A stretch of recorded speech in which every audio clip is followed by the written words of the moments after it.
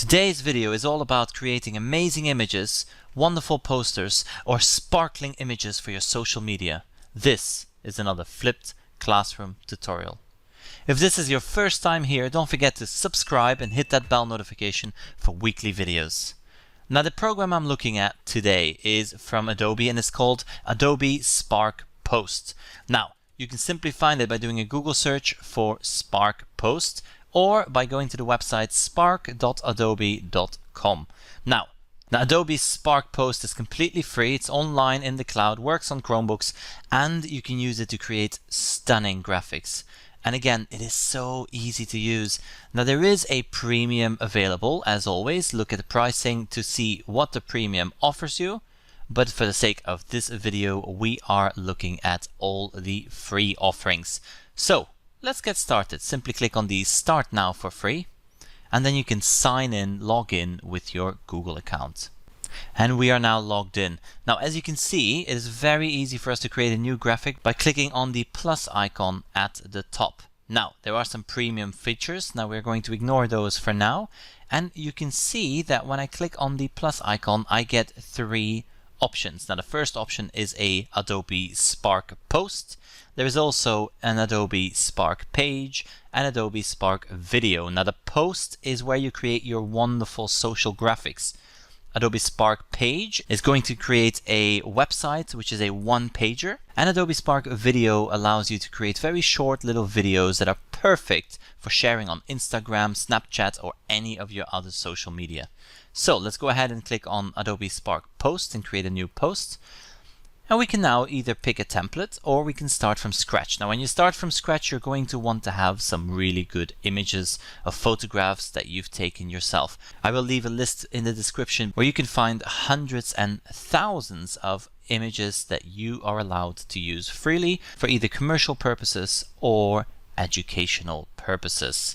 Do make sure that when you use any of these images that you double check which copyright is attached to it and which Creative Commons license is applicable. Now let's go ahead and select one of these templates. Now the template I would like to create is, let's have a look at an Instagram. Let's create a brand new Instagram post, and we're going to click on the Instagram template. And we are now in the Instagram template. Now you can see the dimensions of the image are already set to what is ideal for an Instagram post. We can simply click on each individual element to edit it. We can replace the image, adjust the size or rotate the image, or just delete the image altogether. We can also select the text, change the word styles, and we can even turn this dial to get some suggested different styles. Now I'm going to keep it as it is, and instead of going with this layout, I'm going to replace this image. So let's go ahead and click on replace the image, and I'm going to find some free photos. So as you can see, when I click on free photos, it is looking in websites where all the photographs have been tagged Creative Commons license. Now if you don't know about Creative Commons licenses, please check out the description below. You will find loads of links that will give you more information about these images. Now I'm looking for an image that has lots of color in it. So let's go for a school. Let's go and look for a school with lots of color. Here we are. Now we have a nice list of different pictures. I quite like this one. This is from Unsplash, which is another one of my all-time favorites. So let's go ahead and select this image. We'll just move it to the side a bit. There we go. And then we can change this text. Now we can have it say whatever we want it to say. Now usually for social images, quotes work best, and you can have them around your classroom, printed on the walls. Maybe even just once a week you send a nice little quote to your students. So let me just write, life is more fun with play. Done. Now as you can see, Adobe Spark has had to adjust the size of this image, and because it is using white letters, this is no longer readable. So before actually attempting to change the color, shape, or font, I'm just going to use this dial and I'm going to look at some of these suggested changes. So let's just have a quick look, and again, this is what saves you a lot of time.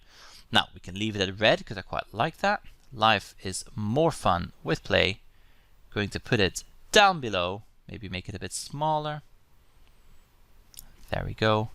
And we can now click on the share button to share this image with our students or whoever you feel like sharing this with. Now you will see it has an author, and I can click and I can pick a category. Now this category means that it goes public. Now when I share this, it will be featured when I tick on. It will be featured on the Adobe Spark website for other people to use. Again, this is a great way to have your students, just have them be creative. If you want it a bit more private or you want to use it on your VLE, then simply click on the download button. And this image is now being downloaded. Now when I open this image, you will see I have a nice high resolution version of what I've just created in under 3 minutes. Now it literally takes seconds to create a good looking image within Adobe Spark Post. And that's all I wanted to share with you today. Now I will be creating more videos on Adobe Video and Adobe Page. Now for the sake of keeping my videos short and helpful, I am going to keep that for another video another week.